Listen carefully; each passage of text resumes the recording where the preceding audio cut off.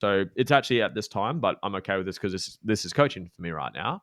I have an hour and a half in the morning before the day starts where it's for me and I just get to do my coaching. So regardless of what happens during the day, I've had an hour and a half of undistracted time. No one can book in for meetings. No one can do whatever. We have obviously done this just because of our time zone differences, but generally, no, I can't. No one can access me in this time because it's my time for my coaching.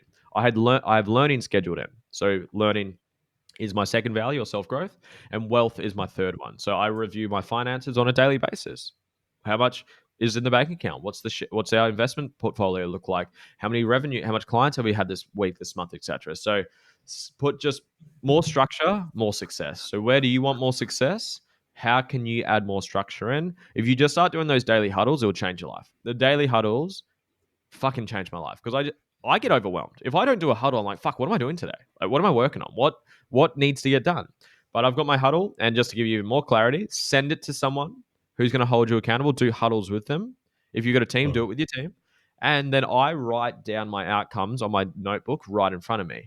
The average entrepreneur spends 3.5 hours a day distracted or recovering from a distraction. That's fucking insane. That's like weeks per year of time. So when you get a call, the lawyer, the accountant, something your fucking mum calls you, knocks you out of flow. Okay, where was I? Look straight down. There's my outcomes. Let's get straight back into it.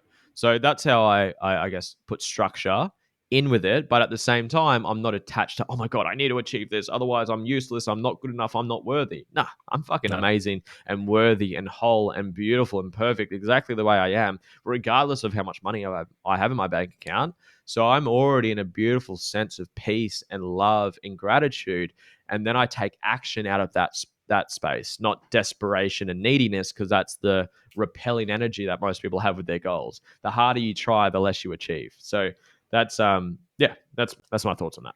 No, that's a fantastic answer. And I mean, I work with in a university just now and do this, and we do like a meeting record for students. So they meet their supervisors, and they fill it in, and it's very kind of like, how many hours did you work on this? What did you do here? What's your plans for the next month? What are you going to do for this? And it was very target driven and very kind of like analytical about what they've done. And I couldn't believe that students were having this, but people weren't having this for their own life. But then I was also, when I first started, flipping it around and thinking, oh, I'm a failure because I didn't achieve that. I didn't achieve, like you're saying. But once I put in a gratitude thing, a couple of things a day when I wake up, what life changing, because it made me positive thinking there.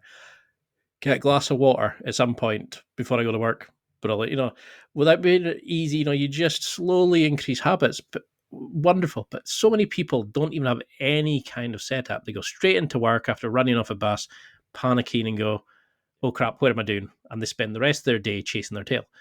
And it's scary how that's why what I always say to people is start with systems, make things systems. That's what I do. Every time I get an email, I set up the interview, set up the Zencaster link, send it to the person for the podcast. If I don't do it, 6 months down the line, I'll go, that was maybe yesterday, and I'll have to rebook it. It's just once you make things into habit, it becomes life. It's so easy.